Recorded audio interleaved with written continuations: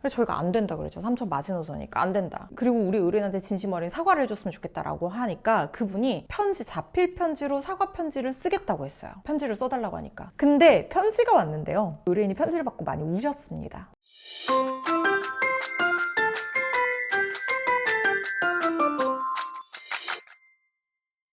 안녕하세요. 알파 변호사 허주연입니다. 목이 참기네요. 네, 외도 얘기 또 해볼 텐데 외도행위의 피해자인 배우자들이 상간소송을 통해서 얻고자 하는 게 뭘까요, 여러분? 돈일까요? 아니면은 진심 어린 사과? 아니면 상간녀에 대한 응징? 여러 가지가 있을 수가 있죠. 그런데 처음부터 소송하는 사람들은 잘 없어요. 개인적으로 찾아가거나 가서 만나지 말라는 얘기를 합니다. 그런데 이게 처음에는 죄송해요 그러지 않을게요 라고 하지만 고쳐지지 않는다거나 오히려 나중에 뻔뻔스럽게 나온다거나 요즘에는 드물게 처음부터 뻔뻔스럽게 나오는 경우도 있고 유부남인 줄 몰랐다라고 거짓말을 한다거나 그 갈등의 끝에 이제 변호사를 찾아서 이제는 도저히 못 참겠다 이렇게 해서 찾아오시는 분들이 많거든요. 이제 보통 상간소송하면 3천 정도 위자료 청구를 하지만 요즘에는 조금 올려서 4천이나 5천 유책성이 굉장히 나쁜 경우에는 불법성이 현저히 크다 이런 경우에는 조금 더 위자료 올려서 청구를 하는 경우도 있는데 보통 인용이 1천에서 3천 정도 사이 나오는 경우들이 대부분이거든요. 그러니까 사실 이 어마어마한 정신적 고통에 비해서는 위자료의 수준이 저는 현저히 낮다고 생각합니다. 그래서 이게 그 돈을 보고 왜냐면 변호사 비용도 있지 소송 비용 들여야 되지 하니까 돈으로 그거를 위자할 수 있다고 생각해서 하시는 경우는 사실은 그렇게 많지는 않은 것 같고요. 어떻게든 내가 너를 가만두지 않겠다라는 걸 보여줄 거다. 내가 이렇게 피해를 당하고만 있지는 않다는 걸 보여줄 거다. 그리고 너를 응징하고 싶다. 너도 불편하게 만들고 싶다. 혹은 회사나 주변에 알리고 싶다. 이 소장 같은 거 가게에서 약간 이런 의도로 소송을 진행을 하시는 분들이 사실상 많은 것 같아요. 그렇지만 결국에는 위자료의 액수도 중요해지죠. 왜냐하면 눈에 가시적으로 그게 내가 이겼는지 안 이겼는지 이게 보이기 때문에 그게 좀 중요해지는데 제 의뢰인 중에 사과 편지를 받고 싶다라는 분이 계셨어요. 진심 어린 사과가 소송의 목적이다. 가장 큰 목적이다. 라고 말씀하셨던 분이 계셨습니다. 과연 상간녀는 피해자에게 진심 어린 사과 편지를 썼을까요? 이분은 저의 지인의 어머니세요. 근데 제 지인이 이제 딸인 거죠. 이 친구가 굉장히 가정적이고 음식도 정말 잘하고 진짜 결혼을 했는데 너무너무 예쁜 가정을 꾸리고 있는 친구예요. 그리고 그 어머님, 아버님도 제가 평소에 이제 전에 들어서 알고 있었는데 너무 이제 금슬이 좋은 부부시고 위로 언니가 하나 있고 제 친구가 있고 그리고 막내 남동생이 있는데 언니도 결혼을 했습니다. 근데 언니도 진짜 예쁜 가정을 꾸리고 있어요. 근데 어느 날 친구가 자기 집에 놀러 오라는 거예요. 그래서 저는 결혼한 집에 놀러 오라는 얘긴가 했더니 어머님이랑 같이 밥을 먹자는 거예요. 사실 부담스럽잖아요. 근데 뭔가 있나 싶어서 왜 그랬더니 일단 오래요. 엄마가 맛있는 밥 한번 해주고 싶어 한다고. 그래서 어머님이 제 팬이다 또 그러셔가지고 이제 갔는데 어머님이 진짜 진수성찬을 차리신 거예요. 갈비찜, 불고기, 잡채 생일상인 줄 알았어. 근데 제 자리 앞에 봉투가 하나 놓여있는 거예요. 흰 봉투가. 꽤 두툼해. 어머니 이게 뭐예요? 하니까 상담비래요. 어머님이 사건을 상담하려고 그 자리를 만드신 거였어요. 근데 보통 이런 내밀한 가족의 사연은 지인에게 잘 소송을 맡기지를 않거든요. 이혼하게 되면 내 친구한테 내 부부관계 다 얘기해야 되는데 맡기겠어요. 근데 이 어머님이 저를 정말 신뢰를 하셨던 것 같아요. 내밀한 가족사를 저한테 다 얘기를 해주기 시작하십니다. 아버지와 금슬이 좋게 오래 해로하면서 살아오신 부부는 맞았는데 아버지가 일 때문에 지방으로 가게 되신 거예요, 최근에. 그래서 주말 부부를 하게 되셨다고 합니다. 근데 워낙 오랫동안 부부 사이로 잘 살아왔기 때문에 주말 부부 3대가 덕을 쌓아야 하는 거라는데 차라리 잘 됐다라고 하면서 어머님은 주중에는 취미생활 같은 거 즐기시고 주말에 남편 오면 맛있는 거 그렇게 해먹고 잘 지냈는데 문제는 아버지가 지방으로 내려가신 공장 같은 걸 하시는데 그 공장 거래처 여직원과 외도를 하게 된 겁니다. 여직원이라 해도 연세가 좀 있으세요. 그래서 처음에는 이 분이 아버지가 유부남이라는 사실을 모르고 만나는 것 같았어요. 그러니까 이혼을 했다라고 얘기를 했대요. 애들도 다 컸고 아들 하나 결혼 못한 상황에서 그냥 이혼했다.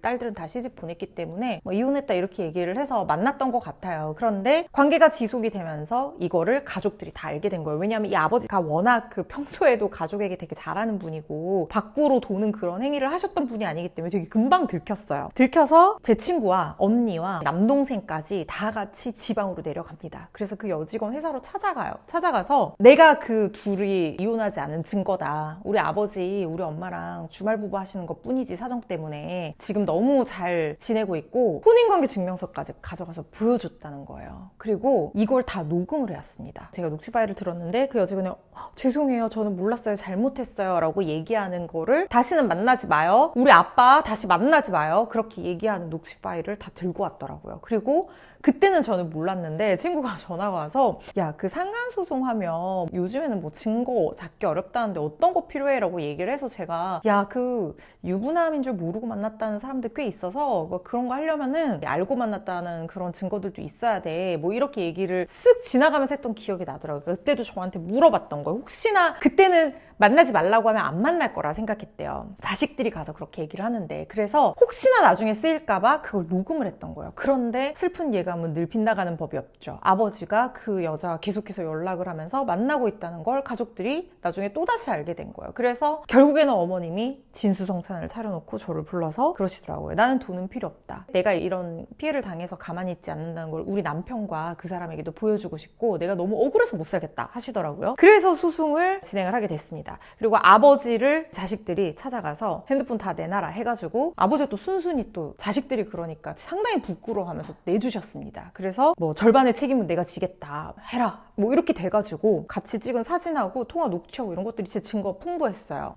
그런데 처음 소장에서 저는 아주 예전에 둘이 만났었던 그 사진 한 장만 증거로 냈습니다. 이 사람을 압박하고 싶었어요. 왜냐하면 어머님 소송의 목적이 진심 어린 사과를 받는 것이었고 그 사람을 되게 응징하고 싶다라는 게 되게 컸기 때문에 이 사람이 몰랐다라고 나올 것 같다는 생각이 들어서, 왜냐하면 그때 막 자식들이 찾아가서 막 어떻게 보면 좀 약간 드자비처럼 하는 되게 약간 격한 상황이었거든요, 녹취 파일이. 그러니까 그것까지 녹음했을 거라고는 생각 못 할 수도 있기 때문에 증거가 없다고 생각할 수도 있잖아요. 몰랐다고 나올 것 같았어요. 그래서 몰랐고 자식들이 찾아서 알아서 그 다음에 안 만났다 이렇게 얘기를 할 것 같았거든요. 그래서 처음에는 그냥 아주 예전에 사진 한 장 하면서 이렇게 외도를 했다라는 소장을 냈어요. 그랬더니 아니나 다를까 상대방이 그러더라고요. 자기 모르고 만났고 그거에 대해서 알고 난 이후로는 만나지 않았다라고 얘기를 하더라고요. 그래서 저희가 그때 당시 자식들이 찾아가서 우리 아빠 우리가 그 결혼의 증거예요 라고 얘기를 하면서 말했던, 그리고 몰랐어요 죄송합니다 라고 말했던 녹취 파일과 그 이후에 만남을 지속했고 지금 뭐 아내랑 같이 있는 거 아니야? 그러면 전화 끊어 라고 얘기를 하는 등의 녹취 파일들 이런 것들까지 한꺼번에 다 제출을 했어요.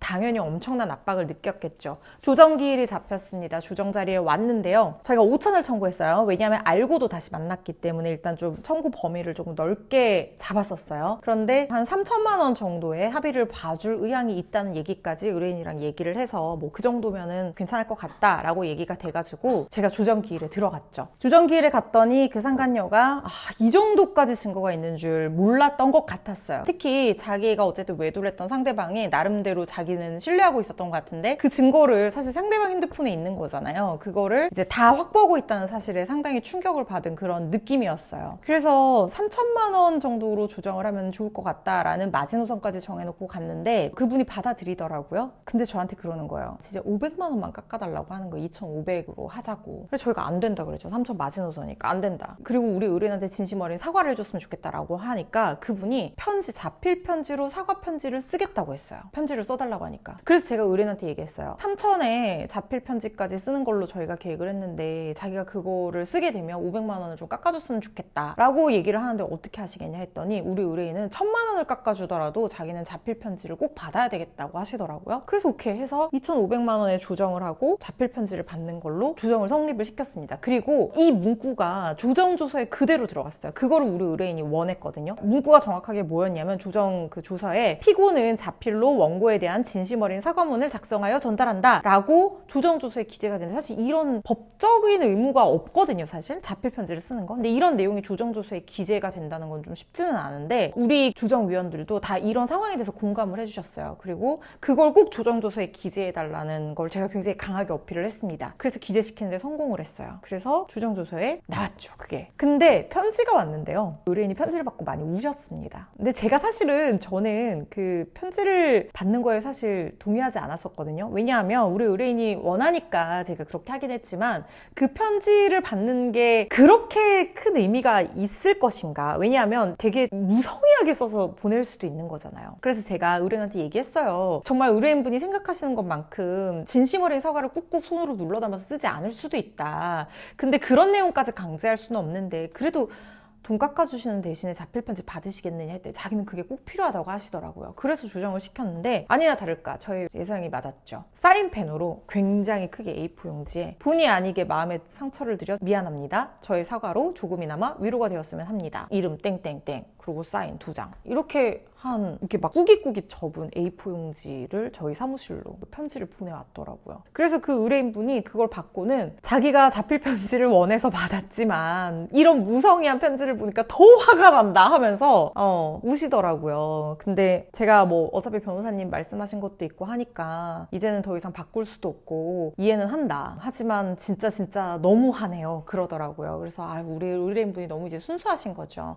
자필 편지 쓰라고 하면 진짜 막 진심 어린 자필 편지라는 얘기까지 조정조서에 기재가 됐으니까 정말 막 진심 어리게 멘트 하나하나 써서 보내주실 거라고 약간은 그 일말의 기대를 하셨던 것 같아요. 근데 이제 그게 안 된 거죠. 그래요. 그러니까 근데 저는 그렇게 생각해요. 그 상대방이 정말 진심 어린 사과를 무릎 꿇고 A4 용지 10장을 쓴다는데 그 상처가 위로가 될까요? 적어도 이런 사인펜 편지보다는 나았을 수 있을 것 같은데 글쎄요. 저는 외도로 인한 상처는 극복하기가 너무 힘든 것이기 때문에 어떤 식의 사과도 사실은 위로되기가 어렵다는 생각이 들고 그리고 그나마 위자하는 그 어떤 금전적인 손해배상 그게 그래도 이제 남잖아요. 제가 너무 돈 얘기만 하나?